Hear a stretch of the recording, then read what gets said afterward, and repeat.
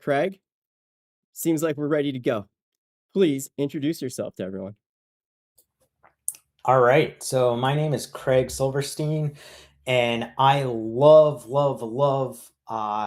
evaluating businesses, looking at them, figuring out all of the problems that other people might not see or that do. And I think really what that comes down to is a curious mindset, really trying to understand fully how things work and how things grow and win and attract people and solve problems. So I started off in the entertainment industry building global teams for a company called Deluxe, working with asset management workflows. And then from there, I started getting into the business side. I was like, hey, building teams around the world is kind of like building mini businesses. Love the leadership aspect of it and started consulting.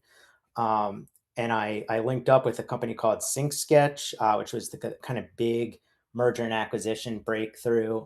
Helped scale Sync Sketch from two co-founders and a couple of contractors to pretty much an industry standard for uh, remote reviews in the gaming and animation studio system.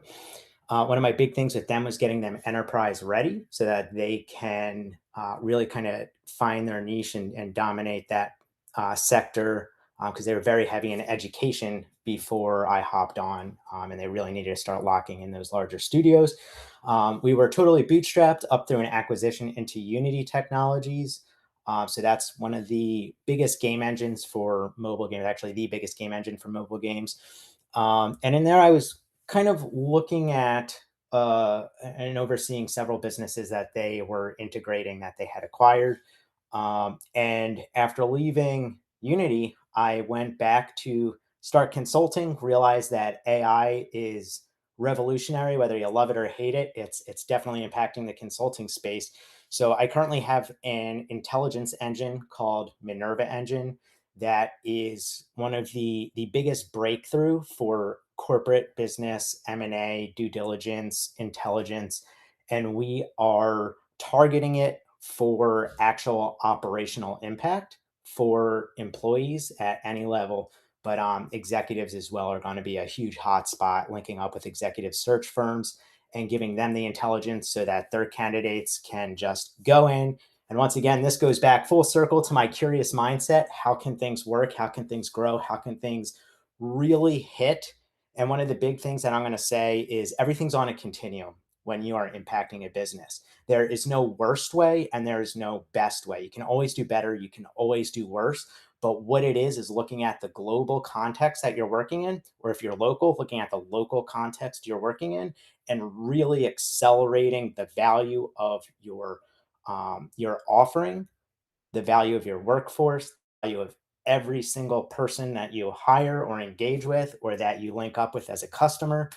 That's what it really comes down to. And those metrics start, if you put them under a microscope, it'll look like unit economics is what they're called. When you look at how much is every customer, how much is every employee, how much is our product really saving companies. But when you scale that up and see the full global impact that your company can have, that's what it's all about, is kind of tying the overall vision all the way down to the unit economics and making sure everything's flowing in the right direction. So that's what I love. That's what I do. It's probably a very different way of explaining kind of the things that I'm passionate about. I love it. You hit some keywords that I use endlessly every day when I'm talking to people. Context, context, context, context. It's so important to take the time to establish the appropriate context for what stage you're at in your career or what stage you are as a founder with your, your business, but also with the product and the service and identifying what resources you have. That includes like, your expertise and your relationships and the capital as much as anything else, but also what limitations you have also in regards to what you don't have, and where you may be struggling. And I think that's really important to start with that. I love it. We have a question from Love Esquire over on Discord. Simple question. So a unicorn LLC, why an LLC for your business? Oh, interesting. Um, A couple reasons. One, I'm going to be bootstrapped for quite a while, so I'm not too concerned about the equity kind of split yet in terms of that spinoff. I know uh, turning into a C corp, getting some board members on, and scaling, that will be a transition when that path kind of hits. And I mean, obviously, there's going to be long term tax advantages for one way versus another, depending on how I scale the company and what the kind of long term deal is. But I'd say initially, because I'm operating so lean and because it's really very heavily into a just hitting that go to market stage, where there's the I'd say a lot of the advantages of transitioning to a C corp. Some of them are starting to hit, and I'm starting to see that others aren't quite yet. So it's just overall easier for me to file things the way I'm doing it right now, and easier for my accountants to file things at the moment. But yeah. I'm gonna ask this because love's a lawyer. Have you consulted a lawyer to figure this out? I did. So both lawyers and accountants. And there's obviously there's different advice for but pretty much what I got down from both of them is like, hey, at this stage, don't worry about it. And based on your path that you're taking, when you decide to convert, it won't be that hard. And for the timelines and trajectories that I'm currently tracking is kind of the things that I'm always keeping in mind is like, well, I don't want to be hit with like, let's say, a massive tax hit from not converting to an LLC and or to a C corp and having all of this equity that could have been maybe like long-term capital gains or something like that get hit with like a third to 50% of everything that I'm getting kind of taxed and things like that. But so those kind of timelines are things that I'm always thinking about. But I think that's going to all change now that we've kind of started going to market and uh, the equity incentives and things like that with actually hiring employees is going to be a bigger impact on the company and require some more structure and restructuring of some of the things that we're doing. So yeah, that's what it's all about. But I think as a single founder working with some contractors, working with pretty easy revenue streams, nothing too complex with income statements, balance sheets, things like that, and not really needing a board at the moment is kind of the big thing there. I love it. I'm okay, I could so be wrong. Let me know if I'm wrong, because I am myself not a lawyer, and I trust my lawyers and accountants. But that's uh, I'm glad that's you where I've said been. that too. I'm sure, Love and other lawyers and CPAs who might be tuning in are appreciative of that as well.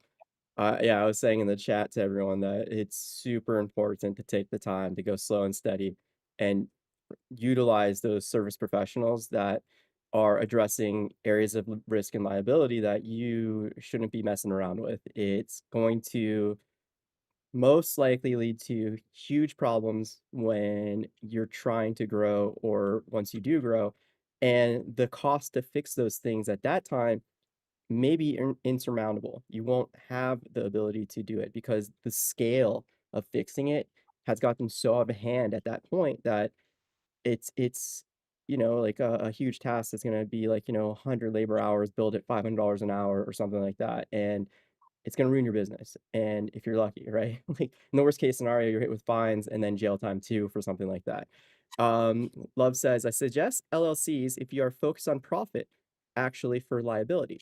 However, it's a tax question at times. Corporations are generally good if you seek investment." Yeah, right on. Yep. That's yeah, that's totally aligned with how I said once the equity incentives and structure changes, especially with investors, then becomes super important. Cool. Awesome. We got some questions Pleasure. coming in.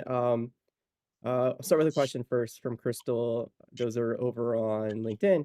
What are some ways that help you stay disciplined during slow seasons? This is awesome. I love things that are focused on mentality and project management. I love this. So, I guess one question is what creates a slow season? I think for every type of company, it could be different if there even is a slow season. So, for example, when I was working with Sync Sketch, one of the big things was, hey, universities and animations kind of programs were circulating at specific times during the year. So what they do call that seasonality, and that has an impact on revenue or users and things like that. So I'm going to separate this question in a kind of two sides. One for me personally on how I manage my time with certain things based on whether it's a slow season for dealing with customers or dealing with a specific business model that might hit a slow point in the year, and the other side is going to be slow seasons with seasonality for something like a SaaS company, where if it's in ed tech, maybe during the school year, actually, it should be right before the school year is the busiest part. So people are buying into plans a few months in advance. Then maybe a school season starts and things start to get pick up a lot. But then during the summer, it kind of kills off a little bit, or maybe towards the springtime, things fizzle out. But for myself, so I go, everything's kind of cyclical. I want to say my business isn't really seasonal because it's more impacted by world events, by um, merger and acquisition markets, how private equity is operating, venture capital a little bit, maybe not as much. But one of the big things I do with my time management is figure out the milestones of my company, since I'm trying to grow and ramp my company and trying to really hit a bullseye for my go to market strategy. What I'm looking at are milestones. I'm not really looking at, okay, is it June, July, what's happening with the months? What I'm looking at are what milestones do I want to hit in the timelines and roadmaps that I have created for my company. And then with that, I look at timing for how much effort and intensity certain things are going to take. Um, One thing that I do, which is probably a little bit bad, and good for some people, bad for other people, is that I always operate at like a 10. I'm never toning down the amount of effort I put into something. Um, it's one of those things where I go into like hyper focus and really try to go all out with everything, but I do that all the time. And I will hit a wall eventually where I'll just be like, you know what? I'm not doing anything today. I'm going to go chill, get a massage, sleep for like 48 hours, and then go back to it. Not the best way to operate for everyone. For me, it's just like it's one of those habits where like, yeah, I could see someone and they can try to tell me a better way to do it. I've tried other ways, and for me and my energy level, like I literally have to tire myself out and just hit a wall. It's the best way for me to operate. Because I actually like it. Like I said, for some people, it's very bad. They hit a wall, they burn out, and they don't want to go back to something. Some people, it could actually kill their motivation for what they do entirely. If you look at rock stars that go on tour for so long, where they have like they cram so many shows into a couple of months or whatever. And by the middle of their tour, they're just like, you know what? I'm done. Like, I don't want to do this anymore. I've seen that in sports. You look at athletes that go super, super hard and they just get burnout fast. And it's not that they just magically lose their skill and talent.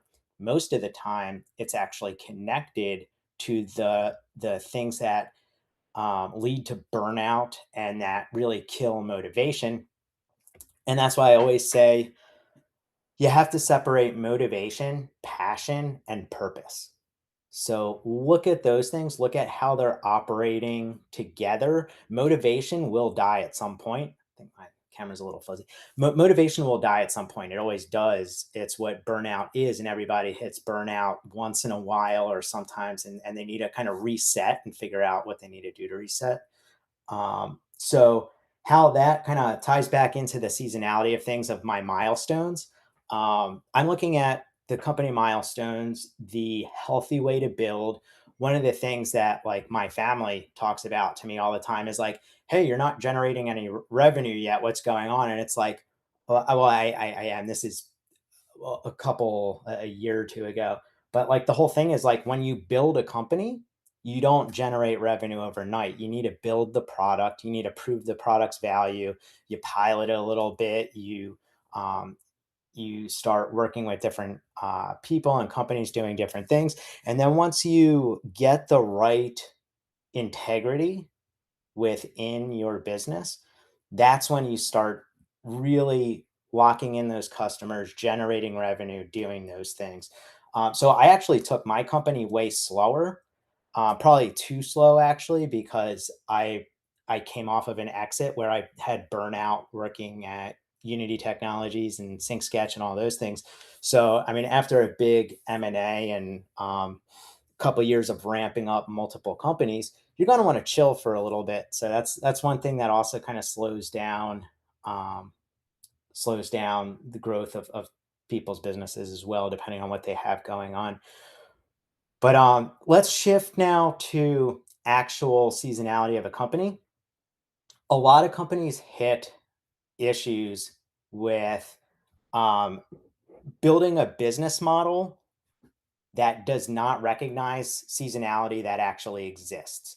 So, for example, if I'm I was talking to a company the other day that was they were creating an app where like you can buy sports equipment and you're going to typically buy all the sports equipment right before your sport starts, right before the season. So who's going to get an annual plan for something that helps them buy sports equipment when they can just get a month and then cancel it, and then all of a sudden, like nobody's buying annual plans. Why would someone buy an annual plan? So make sure that your model for your business incorporates seasonality into the structure, and make sure that an investor will understand it and then not care.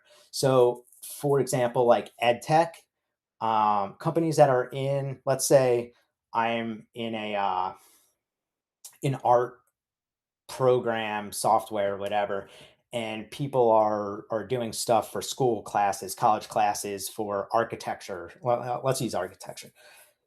Now, all the schools using that architecture software, they're probably in the summer when their procurement teams are buying all the software.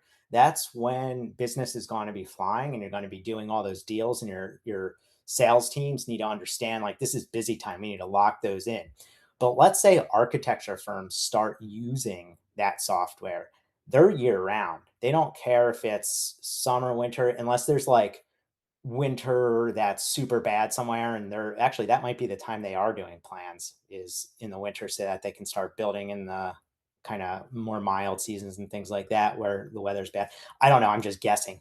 But the the big thing is understanding seasonality and whether it exists at every tier of your product, and if it is different from like let's say one target user to another, separate the tiers, definitely separate them out, because you're going to need to explain why there's churn to an investor or to an acquirer.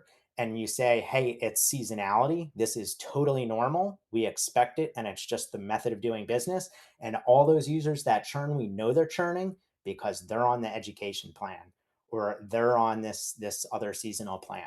Now, the enterprise customers that shouldn't be churning are going to be using a separate SKU for your product, so that when there is churn there, you put it under a different type of microscope and figure out what's going on. So that's, I guess, hopefully that answered a bunch of the seasonality pieces there.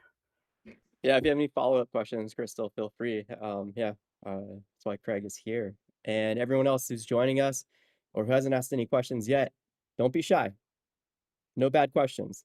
That, like, if you might think you're going to ask a dumb question, it's probably not dumb. It's something that other people that are paying attention to us talking right now likely have an experience and they'll learn something from it as long as, or in addition to you learning as well. So don't be shy. All right. So we got a question from Caroline. She says, hey, I'm building Gorelift a video knowledge base where internal experts record 90-second answers once, and our AI makes them instantly searchable for teams, customers, and prospects. Do you think it's still realistic to raise a pre-seed seed round in USA for this kind of product, even if our MRR is still relatively low at this stage?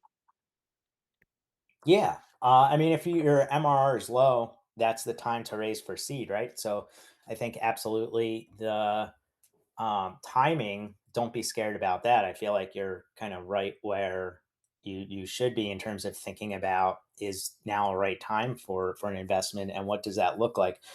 Um, I would say one of the biggest things for getting investments for seed funding, if you're not sure whether someone would want to invest in your type of company, whether you're too early, too late, right on time. I think a lot of that's going to deal with getting feedback. Feedback from people who experience the problem that you're solving, and trying to first understand the customer really, really well. And then after you understand the customer really, really well, you want to figure out how you convey the value that your product is contributing to the problem that currently exists. How do you convey that to an investor so that you can actually tell them and show them what the value of your product currently is? And there's one uh, kind of metric, and I think I mentioned it last time, maybe, that Andreas and Horowitz, which is a VC firm, they have this kind of model that says you should be able to impact the industry that has your problem, your vertical, whatever you're tackling. You should be able to impact that by 10 times what it currently is. So, if let's say I am ordering packages that are getting shipped from a company, if you could save me 10 times the money on what I'm getting those packages for, hey, that's awesome. You have a winning product there. It doesn't have to be exactly that. Or shipping 10 times faster, then all of a sudden you're impacting that 10x. So something about the industry, and that's not a hard rule. I mean, if you double the value of something to someone, that could be huge depending on what your problem, the problem you're solving. But that 10x rule is always good to think about and something to try to strive for when you're looking at something, because if you're like, okay, this is currently how my product is adding value to this customer, it kind of forces you to look at, can I add more value and what does it take to do that? And am I fully understanding the problem enough to deliver on that value? So it's just ways of framing things. And that's what I was going back to in the beginning when I was saying that I am obsessed with figuring out how things work at the basic levels, but also the big visionary levels. And that kind of modeling and framing helps you get curious enough to solve those problems and to convey the value that you're actually delivering. And sometimes roadmaps need to change, visions need to change to make a bigger impact. So if you decide, you know what, by the way, your idea sounds really good. So I don't want to say change what you're doing. It sounds really cool. But if you find that it's not actually contributing enough value to the problem, there might be little tweaks that need to be made to your offering. And if it's still not working out, maybe something bigger. Because I know a lot of startups get tunnel vision where they had this vision initially, and all of a sudden an industry event happens or things change or there's another piece of technology out there or there's a shift somewhere, and all of a sudden their business model kind of goes out the window, and the value that they're offering can go out the window. So always just be cognizant of what's going on. Don't get discouraged.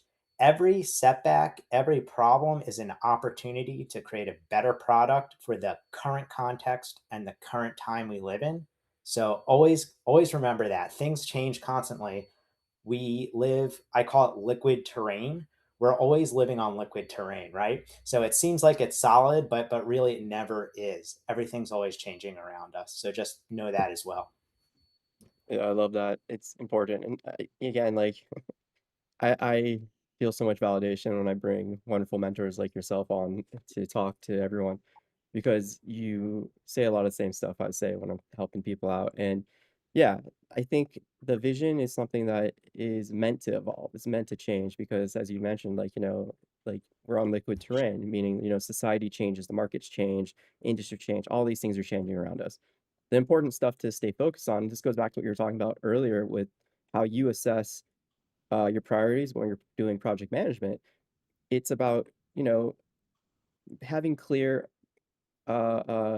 definitions about your culture, your values, the mission that you have. Those act as the guiding principles to help you understand how to put together a strategy and a plan to support those things and execute. So your brand has cohesion. So you're always representing the same things through your brand. And the vision can change in infinite different ways while still supporting those same pillars of what your brand is and who you are. So you're authentic to all these things. So I really enjoy hearing that from you. We've got some more questions, and I'm just realizing that over here in Starmada, William Boyne, where we're doing this, the messages aren't being sent for some reason. They're getting caught up. Again, new technical issues. So, yeah, Craig, if you're unable to read these, because you're not posting, I apologize. But we've got some from Timur over on Discord who asks, "How do I sell to people in my network with whom I have a good relationship? I don't want to ruin the relationship, but sometimes I realize that they could really use my service." Yeah. Um, so it depends what and everything's context and conditional on almost any question because they're all really good questions. But I think one, it depends the relationship that you have with the people and the friends and what capacity. Uh, it depends what their actual fit is for your product. So think about your target audience and who your ideal customer is. And I'd say it's never too early to build out potential ideal customer profiles. They'll change once you start getting closer to product market fit and you figure out who your real, true best customer and best market segment is. But I think make sure that they are actually a good fit for your product. And depending on what your product is, if you can share it with them, let them pilot it, give them some way to be able to interact with it to see if it would solve their problem or if they would be a good use case for it, then I'd say don't be afraid to share a bit of your idea. I am always a huge fan of giving a ton of value away enough so that people understand what you're doing, how you're solving it, and are able to get that wow moment for them.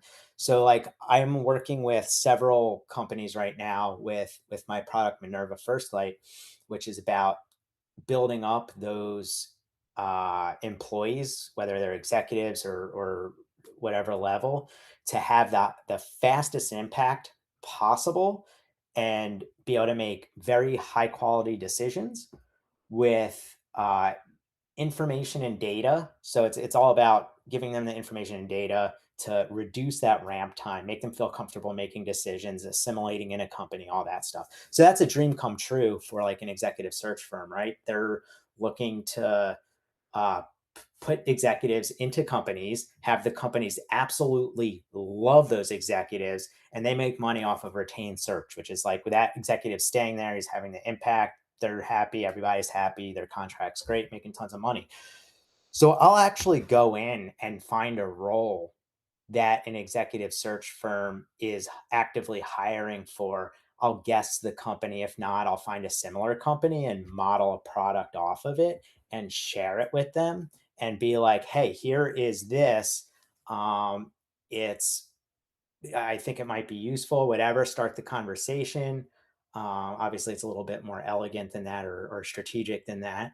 But long story short, they're able to see what the deliverable is. They're like, holy cow, what is this? Let's have a call. And we hop on and start talking. So, like, that's giving away a lot. And that's really, I mean, it's basically giving them a free product that is I mean, it might not be super expensive for my company to build out. Definitely, like, it takes some regular resources that it would be to deliver to a customer, but it shows them enough, even more than they had originally anticipated for that value offering.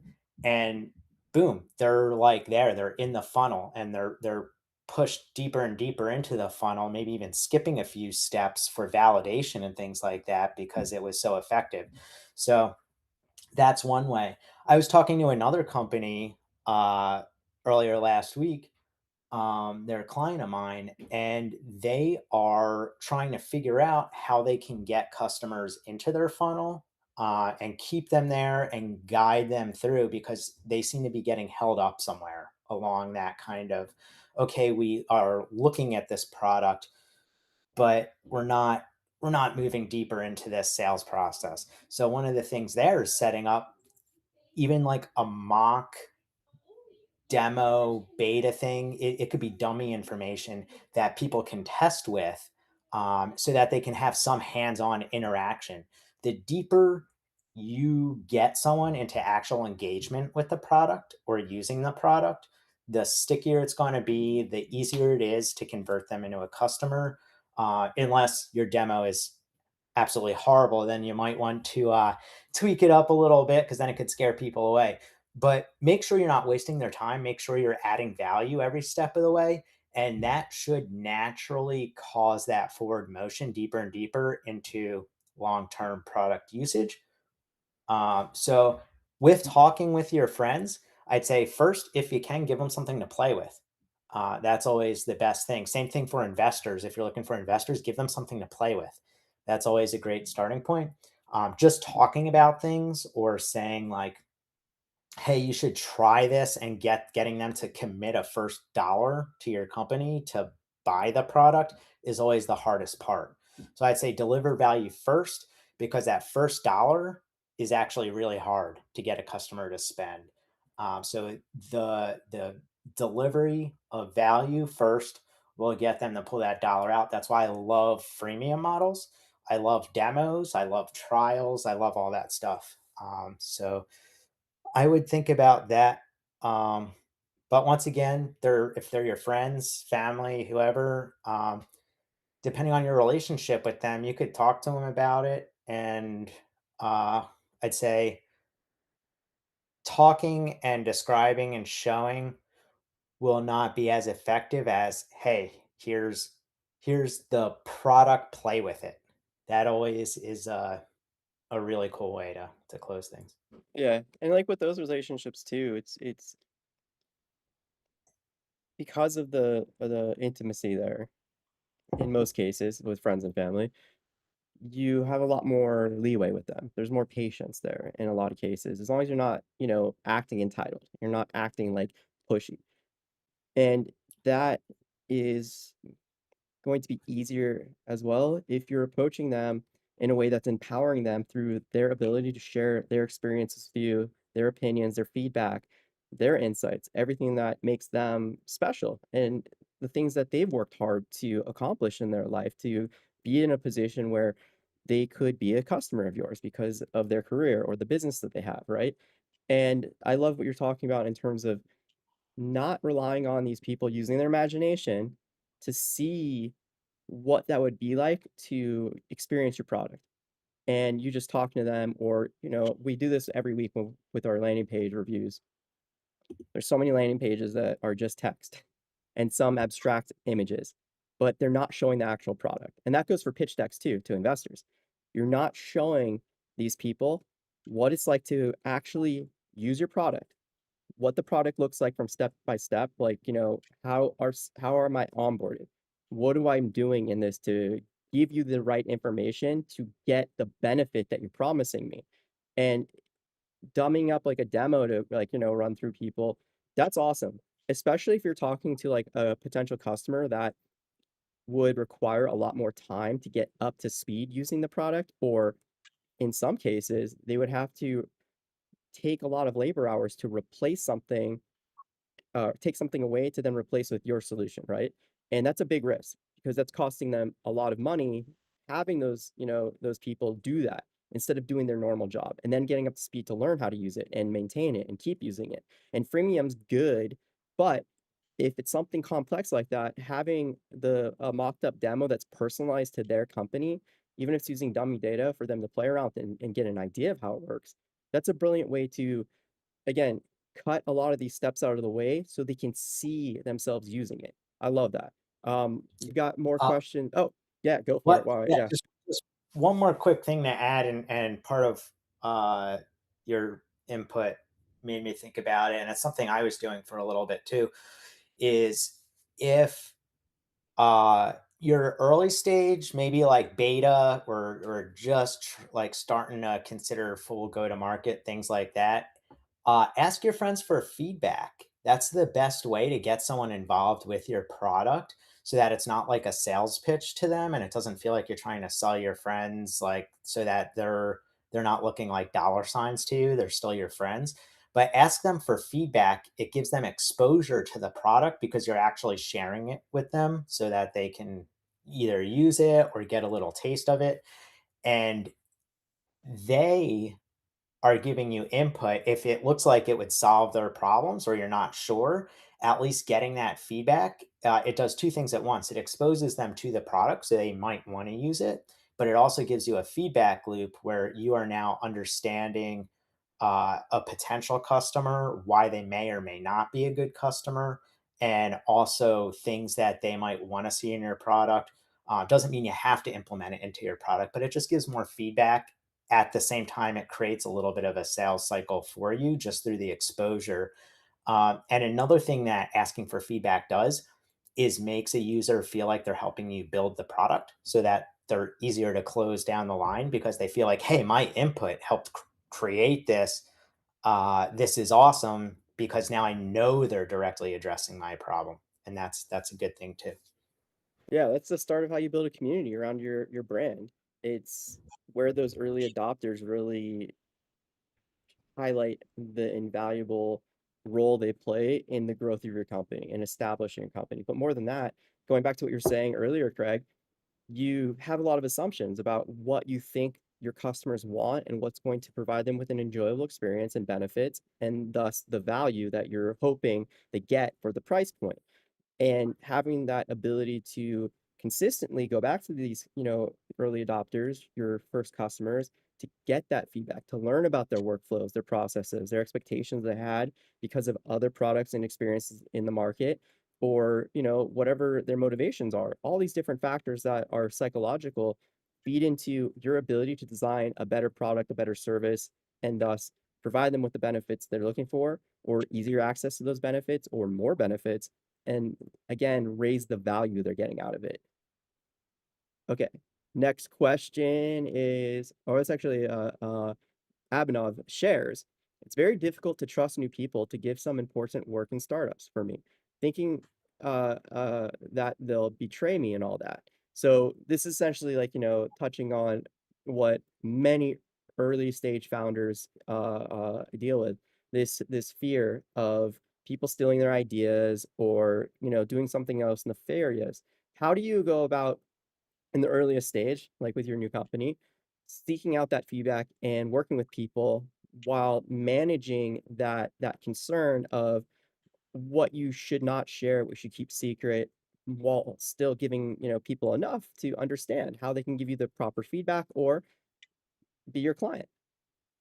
Yeah, there's different layers of this, and I mean, it is always a concern. Let me talk about the extreme version of being too overprotective, and then how you should not be underprotective at the same time. So, overprotective, there are a lot of ideas and a lot of even beyond ideas starting to hit that execution level that just fall by the wayside. They get smothered because the founders are so overprotective that they can't get the right people to work on it with them, or they can't get the right support behind them, or people just know about it, or rather don't know about it and never will know about it because it's too hidden.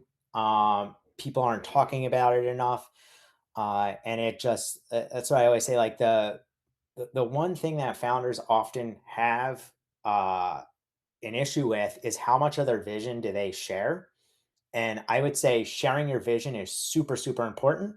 Sharing the secret sauce behind your product is a different story. And the secret sauce always needs to be protected.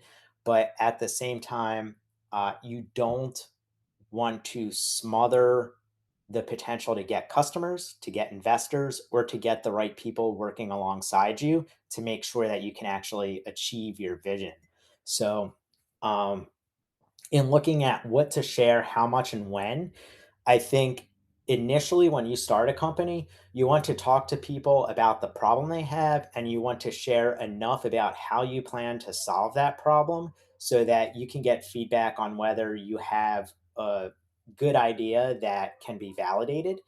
Once you get enough feedback and say, you know what, it's worth me putting a little bit of money into this, or it's worth creating a company around this, things like that, then you want to start looking at how much can you build yourself, when do you need to start including other people because the expertise needed to go and build beyond what you're building is it is hitting that delegation stage where you have to start delegating, and then you do have to start thinking of how much do I share with who and when. Like I said, I'm a huge fan of um, giving people value, and sharing my product before they give me a dollar, before I have a contract signed. Am I afraid a customer is going to try to steal what I've built? Not really, because it's not economical for them.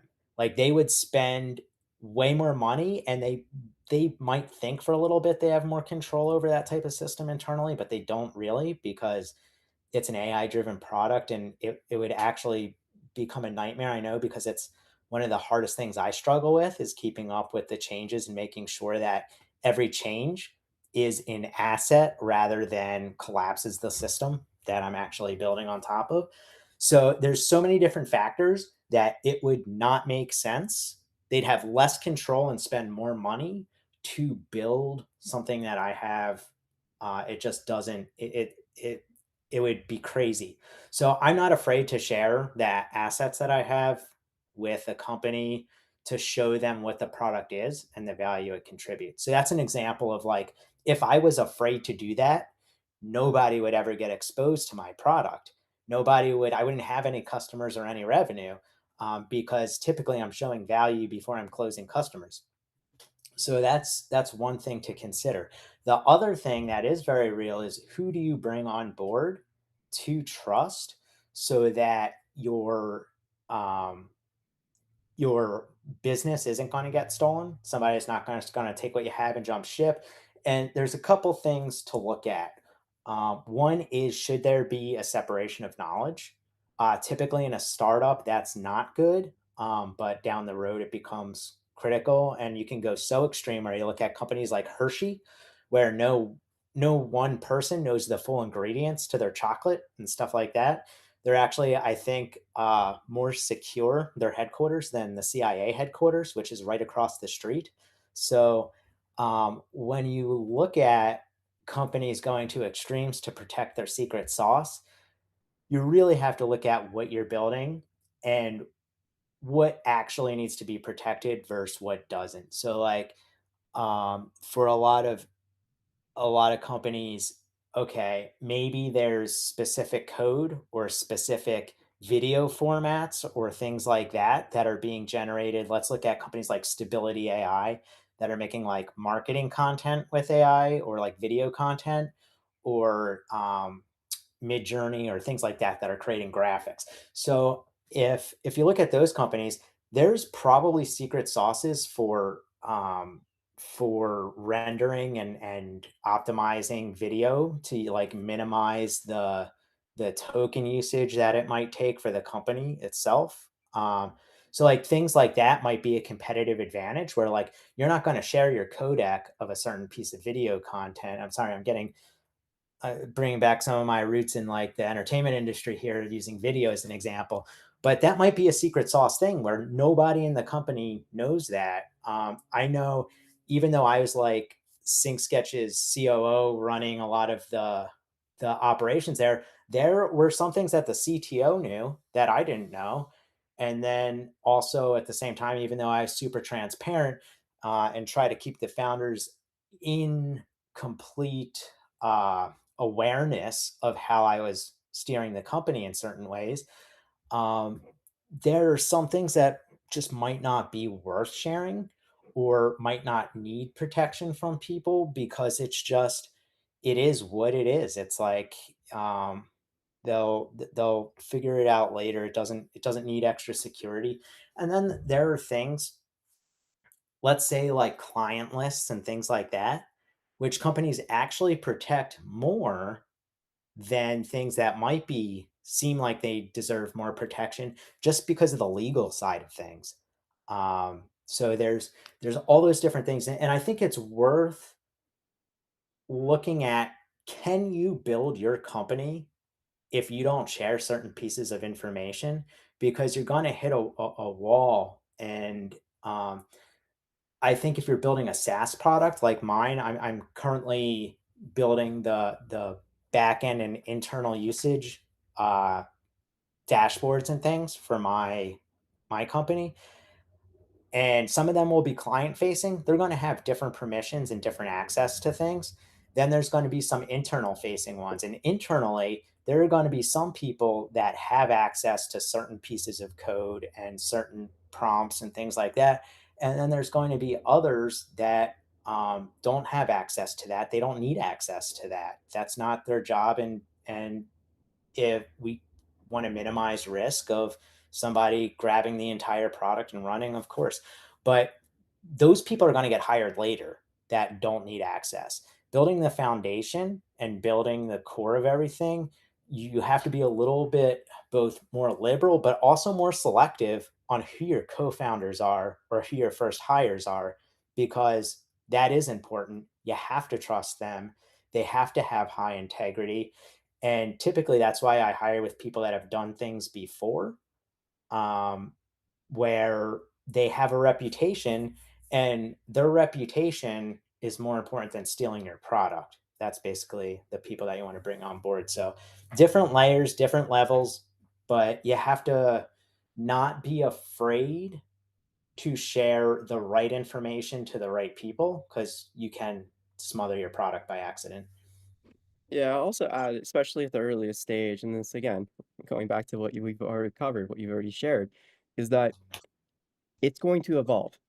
It's going to evolve immensely from whatever the vision is you have right now to what the end product is. And that end product isn't just the MVP, but like version 27, right? Because again, things are going to consistently change and change and change. And the other thing to be aware of is that the reason why you don't want to leave it up to the imagination when you just simply describe what you want to do and what your product's gonna like, how it's gonna function alone without showing them. And at the early stage, it could be showing them mock-ups, wireframes, like little demo videos, clickable prototypes and such. You're relying on their imagination, and their imagination is going to drastically change what their idea of your product is from what you are actually building or you have built, because they're applying all of their experiences, all of their expectations, all their biases, all of these different factors that make up who they are and what they've experienced in their life to that idea of your product or service, right? And so people who might want to steal your idea, they're going to create something completely different. It's going to be for a different type of person, a different market, maybe a different industry even. But even if it's like trying to be a close competitor, they're still putting their own twist on it. And that means that you're not in such direct competition. And like you said already, like who's to say that they have the resource to even do that, or the knowledge base to do that, or the relationships to do that? It's not something to worry about so much if you're not talking about like again like the secret recipe or here's the algorithm how our technology works, stuff like that, which can be copy and pasted very easily. So again, don't be so afraid of like these things. And I love what you're like pointing out in regards to co-founders and early employees, but that also goes for any relationship. Take your time, don't rush into relationships, give yourself and the other person opportunities to test things out. Like, um, if it's a co-founder, maybe go to a hackathon together. Find a startup weekend or another hackathon where you're not working on your project, you're joining another team, or you're just throwing some random idea for fun. Like, okay, let's uh let's do ride sharing for pet owners, and we'll take pets with us, right? That's our special thing for the weekend that we'll build out. and just see how you vibe. See if you even enjoy working together and how you handle conflict, because there's gonna be conflict during the course of like a hackathon like that. Um, how much time do you got, Greg? Because we got a couple more questions. Let's go over. I got some time. All right, awesome. Wonderful. All right, so Whacker4695 on Discord asks, how do you find scalable ideas worth building? I've tried cold outreaching, LinkedIn, a couple hundred emails for 15-minute customer discovery chats to understand what problems they have, but it's ended up just being like custom agency work instead of like repeated problems. How do you ask them questions to dig into finding a common problem? Okay, this is an interesting question. I just pulled it up here too because I was trying to think about the beginning. So one of the things is so there's two ways to go about building a company. I'm a huge fan of solving founders that solve their own problems because they have a very close relationship with it, and the stakes are actually higher because they want to solve their own problems. So, like Sync Sketch, for example, was created by one of the co-founders who is teaching people animation and stuff, and wanted a way to do it remotely, but also wanted the very high quality tools that professional studios actually used for reviewing animation and artwork and 3D models and things like that.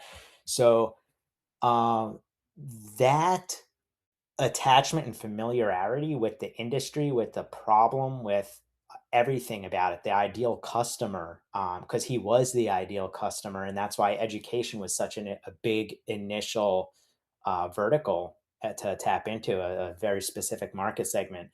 Um, I think that's the ultimate way is when you actually have the problem you're solving. There are other people that have I don't want to say they're in it for the money, but they're in it for the money where like they want to find a big problem to solve it, make bank, sell their company, and then move on. That is a way to go. It's just a lot harder because it does take more validation of the problem, and it's harder to understand something from the outside in, uh, unless you get so deep and do so much research. And you should be doing it no matter what, having tons of conversations with people in the industry. But if you don't know the actual problem that you're solving first, your conversations aren't going to be targeted.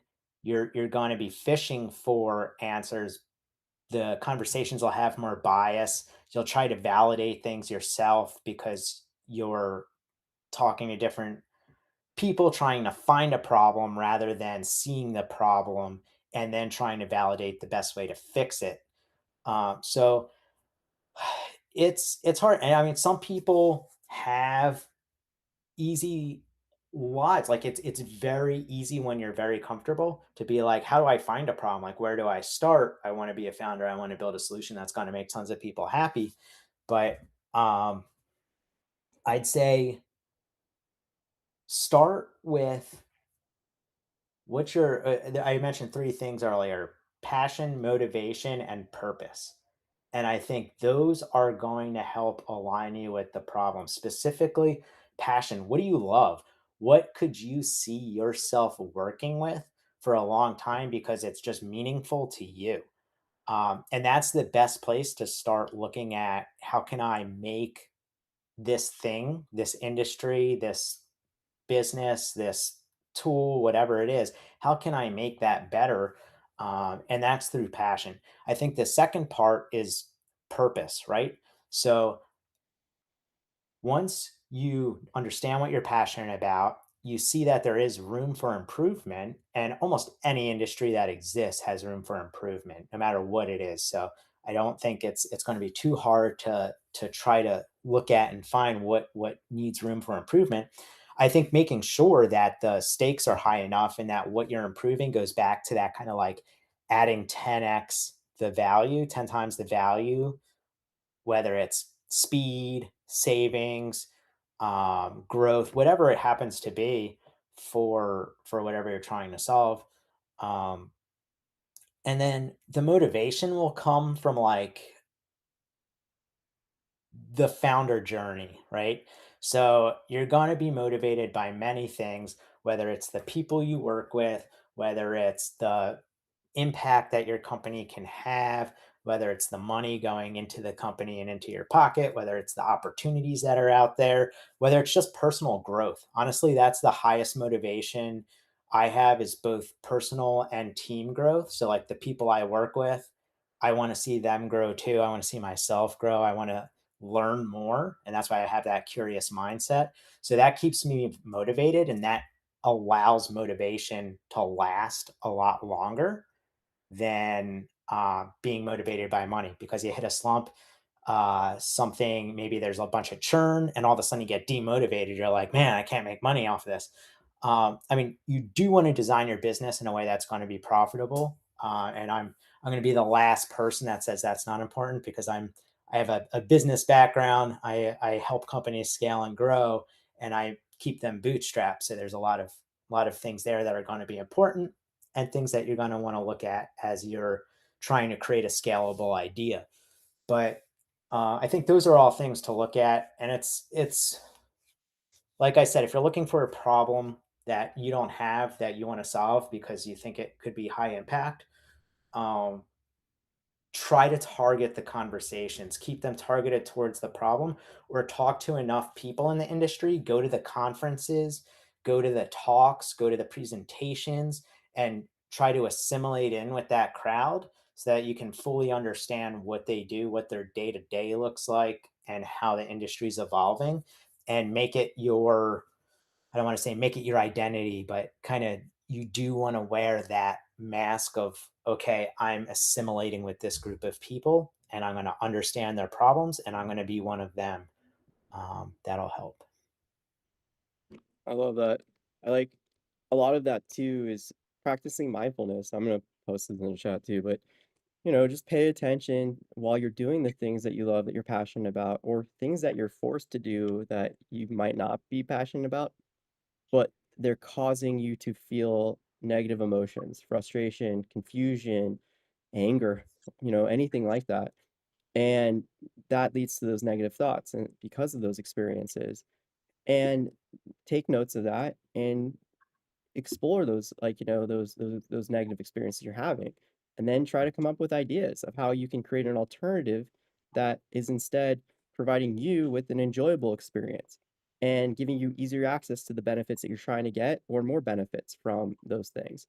And then, do some more research into who, like you, is experiencing those things. Because again, like you're saying with like Sync Sketch, that was rooted in the personal experience that this person was having and a need to create an alternative for themselves, them being the first ideal customer profile, and then expanding on that.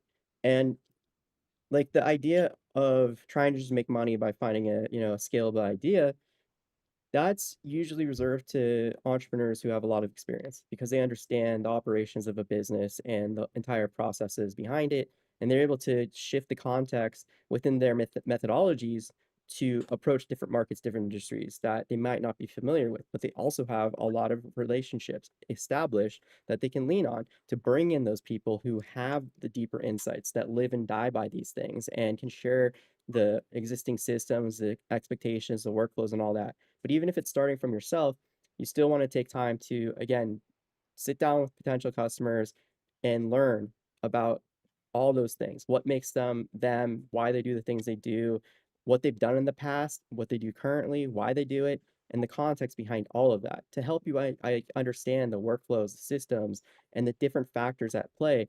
There's an interesting thing that came up when we're doing the last workshop was this person had an idea and they're really struggling to sell it to the company because the IT department was saying, "Hey, this is risky. We don't want to touch it." Even though the bosses were really intrigued by idea, once IT department was looking at, they're like, "No, no, no." And that's kind of like again a lack of doing the proper research into all the stakeholders that rely on for your business to succeed, for your product to succeed.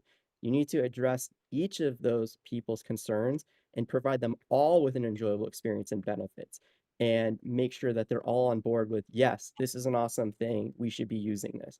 So really good insights from you, Craig. Um, we got some more from Whacker, some follow-ups I'll post right now. Uh, All right, so Whacker, wait, sorry, my chat jumped up. All right, so Whacker adds, thanks a lot for the answer. The simulating makes a lot of sense. The previous startup, I was a problem I truly liked and faced, but it wasn't really monetizable, but I enjoyed grinding on it. Enjoying what you're building makes sense, so it doesn't feel like you're selling people stuff, but rather solving something. Yeah, so yeah, they enjoyed the problem with the previous startup, but then they couldn't figure out how to monetize it. And that's another like, step in the problem.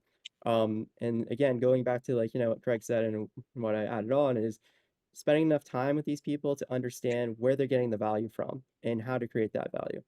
And this is where pivots come into place because you'll be doing like a lot of these like interviews and feedback sessions, discover that, okay, maybe this isn't adding the value, but then we can switch. And Craig, you can talk about this too with the sync sketch going from consumer to business and how that like, played out real quick if you want.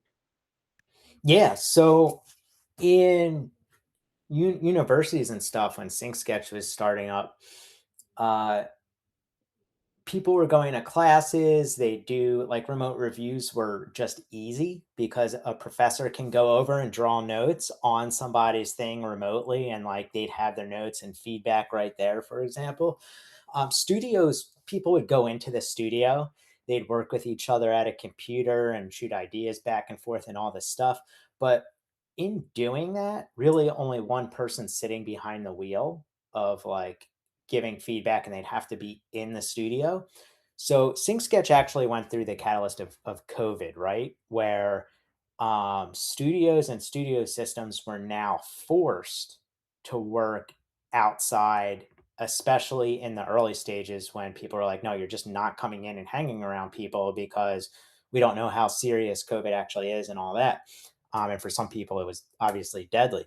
So the moment, the kind of catalyst for that pivot of like, okay, if Sync Sketch is going to dominate a market segment, whether it's animation or gaming, it's going to be critical to move fast because the catalyst has happened. COVID is there.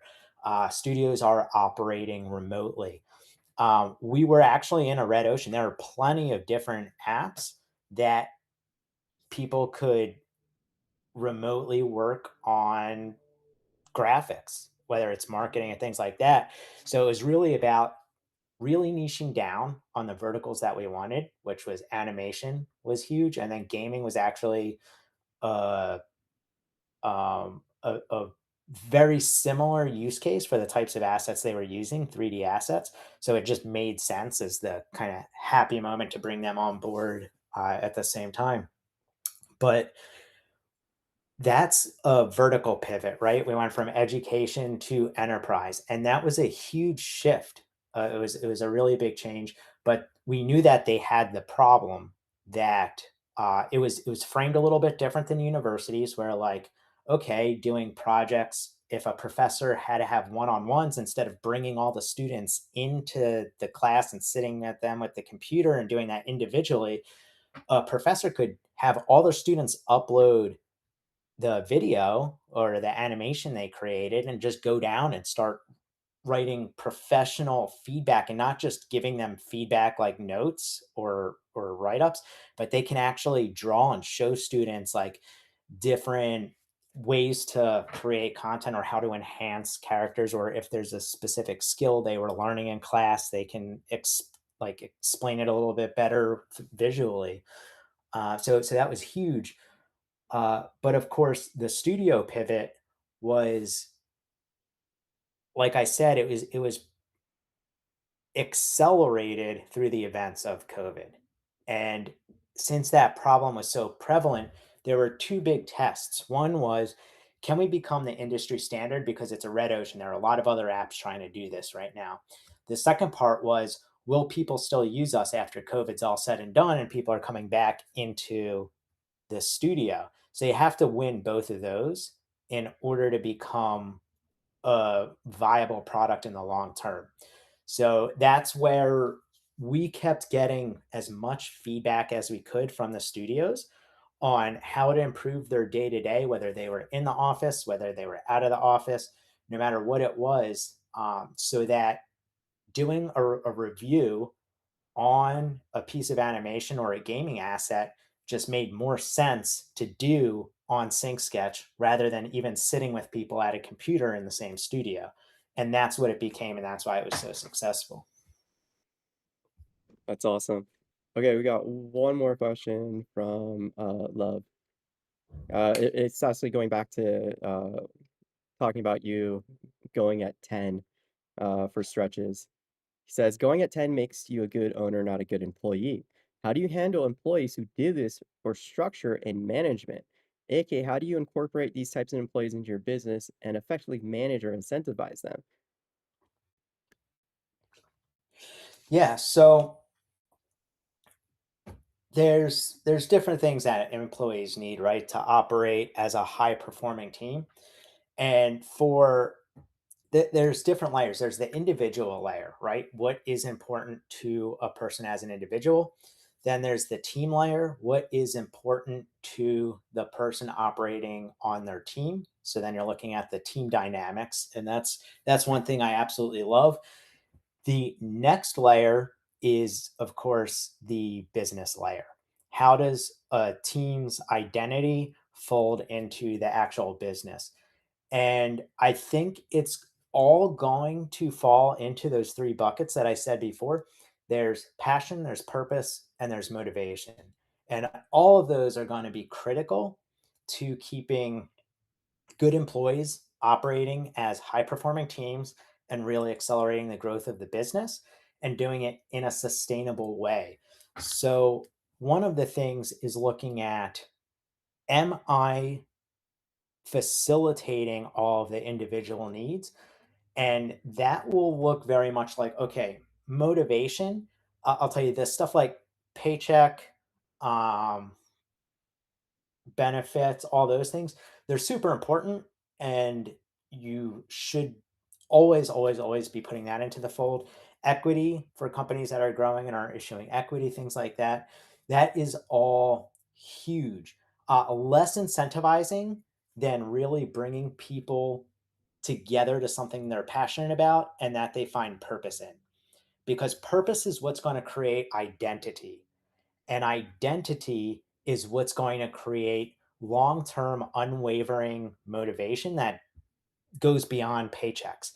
A paycheck, I've seen it so many times where people won't leave a company for higher pay. I've been one of those employees where I could be offered crazy high pay, but I'm not passionate about what this other company's doing.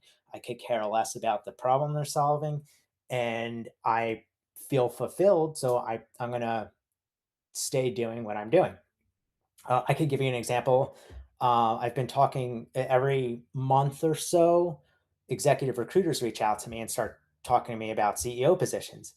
Some of them I'm sure pay very well. Right now, I'm contributing a bunch of money to my company where people would say maybe I'm even at a net loss right now when it comes to this because all the revenue is cycling back in to make sure my company can keep growing and stay ahead and things like that. So one of the big things is like that stuff's going to be important, but really that purpose.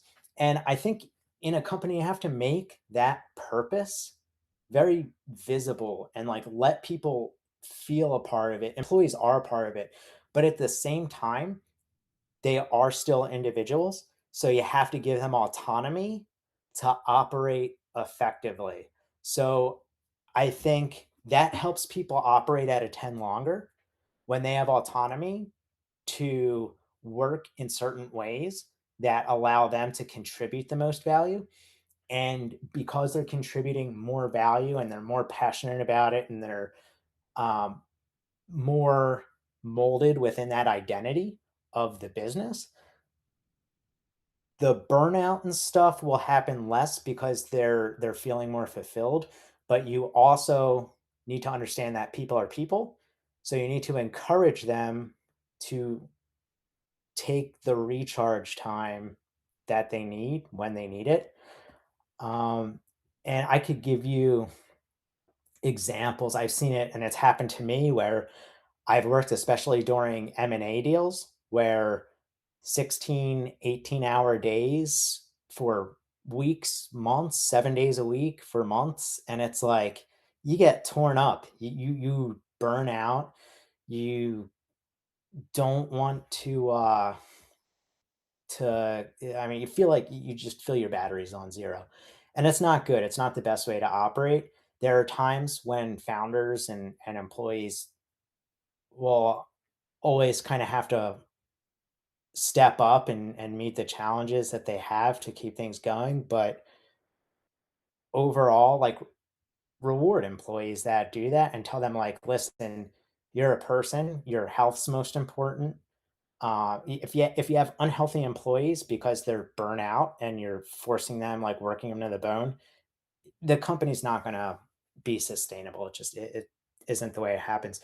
And if you look at companies like Facebook, I went into Facebook for an interview several years back, and they had two. Geez, I said several years. It's been almost like 10, 12 years so far, maybe more. um, they had toothbrushes in every bathroom. There's food everywhere. There's things that just like you don't have to leave. I think they do laundry for people there. So it's like they understand like, hey, someone can live here, and it's a way to prevent things that do cause burnout, because if somebody takes a break, they go home and they have to do laundry on their hours where they're going to catch up. Like Facebook understood that employees go through that, and they were like, let's just create a laundry service here. So like there's different things. Obviously people aren't going to be doing their employees laundry as a startup, but thinking about all those things, because people are people. But again, I'll just wrap that question up with identity is huge, and that comes from purpose. Passion is great. Motivation is the weakest out of all of it, which seems weird because people talk about like, how do I get motivated to go on a run? Don't get motivated to go on a run. Make it your identity. Make it like, this is what I do. I am a runner, and you'll want to go out and run. You'll actually feel weird not going out for a run. And operating within a company is very much the same way. Motivation is weak, purpose is strong. Yeah, I like a lot of that, and, even as, like, like, an early stage startup when you have a lot of opportunity to provide them with, like, those benefits in terms of, like, yeah, we've got on-site laundry, bring your laundry here, we'll get it cleaned while you're working, and then, ready to take it home. Like, if you're able to recognize what your limitations are again and work within those, then maybe it's not having these people work, 5 days a week, maybe it's only 4 days a week, and you're giving them an extra day off, so they have that personal time to have that downtime and get all that stuff out of the way, and then those 4 days are going to be at a level 10 that they wouldn't be able to give any other employer otherwise because of how much more space they have in their life. When they come back to work, they're just, like, hyper focused and not, being crushed by all these different things that they're worried about when they have to get home, and they're only gonna have a few hours, like, each night, and then a jam-packed weekend of just doing errands, and then worrying about, like, their kid, worrying about their relationship, worrying about, like, their own, like, survival and different stuff. So there's different ways for you to, again, work with those limitations to support that purpose and give that person the respect, show them that respect, where you trust them to do what they need to do for the business while also giving, again, a lot of space and autonomy. I think it's really, like, good to call attention to that. I think we're out of questions. That was amazing. Slayer, I'm glad you tuned in over on Twitch with us, and everyone over on Discord and LinkedIn. Love the I do. questions. And Craig, what do you got? Yeah, I was gonna say I do see another question in this chat here from John Paulson on. Oh, it just popped in then. Looks, yeah, looks like it's about revenue recognition. Alright, I love it, thank you. Yeah, I'm for whatever reason, my chat is a little like, hung up on my end. So, Craig, if you be a gem and read the question before you answer it. I'd appreciate it. Yeah. Uh, so this says, for me, I struggle with understanding how companies quantify orders into sales. I think Haktan Broadcom CEO has said to analysts in earnings calls that he doesn't consider letters of intent as receivables because there's no clear commitment, particularly in a contractual sense. If you're researching a company, how do you work out how much they have in real fulfillable orders, for instance? And in terms of companies' receivables, after they've written off a certain percent in bad debt, isn't there another category they can use for writing off other debt owed to them that they can't necessarily collect? This is huge for every type of company at every stage. Receivables, um, actual money in the bank, and uh, the bad debt and letters of intent are all part of the mix. And this is why a CFO can absolutely help a fractional CFO for some of those things in terms of understanding how that all works for yourself. But I'll tell you how I think it should be handled and probably the right way it should be handled. Letters of intent shouldn't be recognized as revenue. And that's bad for companies because they're like, oh, we want to make us look like we had a great quarter. Can't we recognize all those letters of intent or deals that haven't been totally finalized? And the answer is no. Make sure that your contracts are signed for getting payment for specific services. And once the contract, that signature is 100% commitment that you are going to be delivering this service to them over a very specific time frame or a very specific quantity, then you can recognize that. And then it's a matter of how are you collecting the actual cash for those services.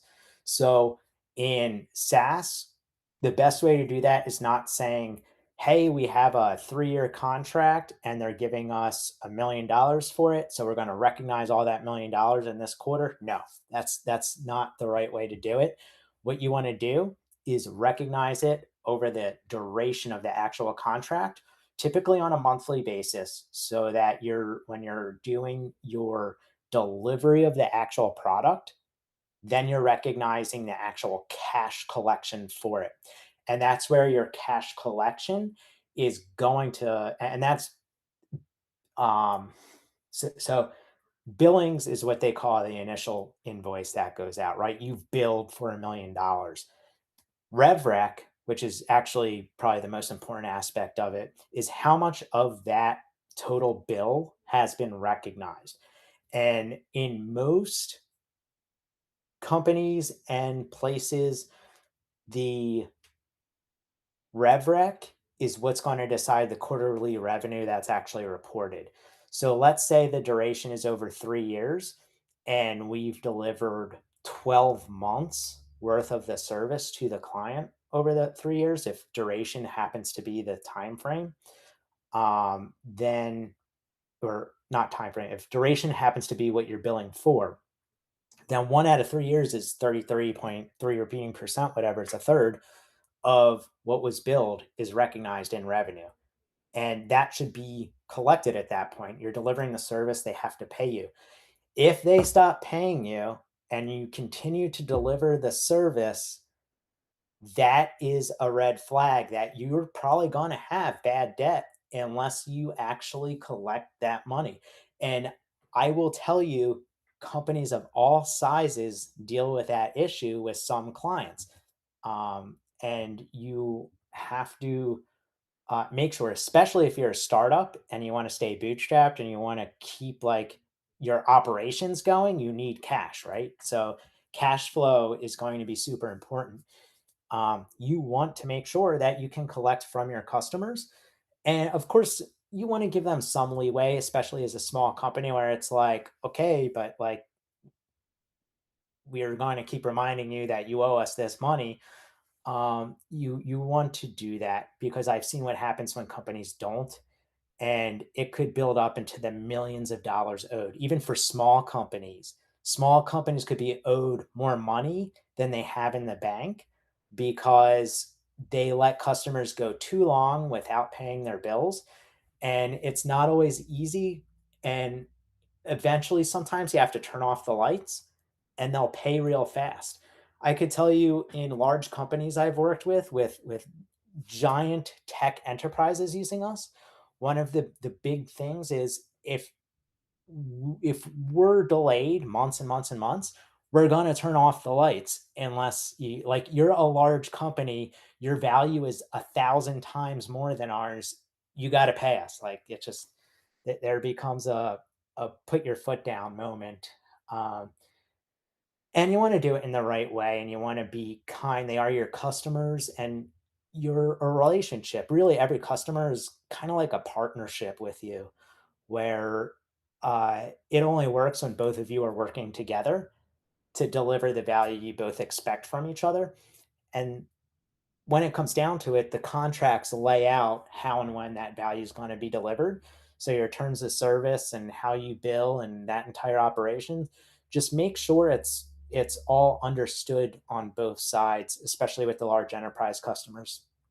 The little guys, I hate to say it for the little guys, but your regular pro users or middle tier or smaller tier users, um, they should be paying in an automated system with Stripe or whatever that's connected if you have a SaaS product, where they just can't use the product until their credit card's billed or something like that. So you want to put those controls in there too. Yeah, it's really important too for like again, early stage founders running the business, cash flow. And if you have clients who are using your services, using your products, they're costing you money. You're not making money on them, and they're costing you money because of the bandwidth, because of the resources that it takes to provide them with these things that they're getting access to and you're delivering to them. So it's having an extra hit on your cash flow in addition to like again, not having that income coming in or that revenue coming in. So really incredible insights on that, Craig. And yeah, sorry about that, John, missing your comment. I can see it over on the other computer I'm running as helper. John says, thanks, Craig and Gary. I appreciate that a lot of companies and sectors may deal with revenue recognition in different ways to each other, even within the same sector or industry. And it is difficult to understand how X company may handle rev rec differently to Y company. I agree that there should be more, or there should be some standardization of best practices though. Yeah. And that's also important too, like in regards to like, Craig, what you're saying about working with CPA, working with CFO, working with like, these people who are going by the law book with a lot of this stuff. And It should be generally accepted accounting principles is what they have a name for it, and that's what most should be following. there you go. Wonderful.